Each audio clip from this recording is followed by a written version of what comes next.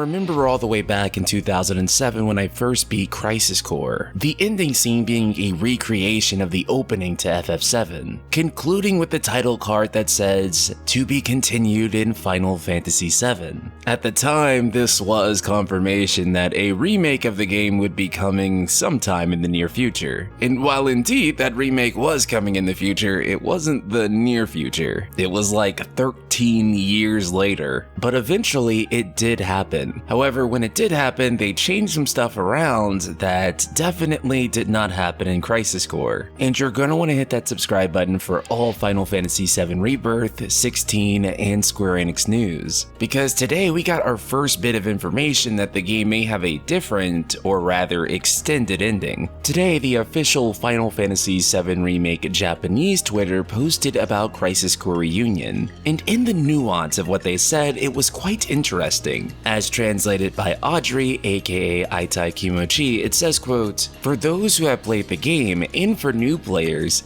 be sure to enjoy the vivid graphics of the prequel to Final Fantasy VII Remake." Now, as Audrey herself said in the tweet, it's really easy to read too deeply into this. Of course, the surface level take would be that, of course, it's a prequel to Final Fantasy VII Remake in the same way that it was a prequel to FF7 the original. All of these events still happened, but still, it's curious, isn't it? For starters, we have the Buster Sword, which they meticulously changed to the remake design. For the FMVs, which still use Crisis Core's original FMVs, it's pretty doubtful that these scenes were re-rendered with a brand new Buster Sword. Remember, this game came out in 2007, right? So that means that the CG technology used to create these scenes was probably from 2004 or 5. In other words, it's pretty dated, and I find it pretty doubtful they'd be able to recreate the rendering environment for these. All that is to say, it looks like they meticulously doctored the Buster Sword frame by frame in all of these FMVs, all with the sole purpose of making the Buster Sword have continuity with the remake version of it. It may seem like a small detail, admittedly, but when you consider this and re-recording all the voices to match those of the remake voice actors, it seems a bit more like they wanted to have continuity with Final Fantasy VII Remake. Most of FF7R is decently faithful, except for when it decides to deviate, such as the case with the Arbiters, in which case it deviates quite hard. I get the feeling that Crisis Core Reunion, for the most part, will be the Crisis Core that we all know. Although with a confirmed improved battle system, and thank God, as the original game's battle system was not my favorite in the slightest. But I think it totally stands to reason that this game is going to have some type of extended ending. In fact, what if I told you it wasn't even the first Square Enix remaster within the past year to do this? Nier Replicant version 1.22 was more than just a mere remaster. It reworked combat, featured a brand new arranged OST, added a ton of new voice acting on top of re-recording all the existing voice acting, and overhauled the game with brand new graphics. If all of this is sounding familiar, that's also exactly what's happening with Crisis Core, and it's worth noting that Nier Replicant 1.22 featured a brand new ending, which tied together Nier Replicant and Nier Automata. And even still, it's not the only JRPG remaster of late to do this. Xenoblade Chronicles Definitive Edition also adds Futures Connected, all of which is to say that it's a trend for these high-end JRPG remasters, the ones with so much work put into them that they could at first glance be considered a remake, adding brand new extended endings to them. And considering what Final Fantasy VII Remake changes, it only makes sense for Crisis Core Reunion to have some sort of extended ending, or some sort of secret chapter for players to unlock. It seems the ending sequence where Zack faces off against the entire Shinra army can now be winnable, and if you do, you'll likely be treated to the version of this scene that the Final Fantasy VII Remake Ultimania calls Zack's Victory. When you combine this with the fact that in the Rebirth trailer we see Zack walking into Midgar, and you know, the intermission scene where we see him at the church, and the Ultimania text we've been sitting on for 2 years that say he's alive, the only reasonable thing to conclude that everyone is going to want to kill me for is that he is indeed likely alive, or whatever copium people have made up to avoid this reality. What remains to be seen though is if we're dealing with two different timelines, or if we're dealing with one timeline with history rewritten. Personally, I think we're we're dealing with one single unified timeline where all of history has been rewritten. And of course, with the party being in the singularity at the time, this creates paradoxes such as them remembering the previous timeline, as well as there being two Buster Swords, as when all of history was rewritten, they were literally outside of history. Some people argue that that's too convoluted, but I argue that having multiple timelines based on different dogs is also convoluted. Hence, I think the single timeline theory,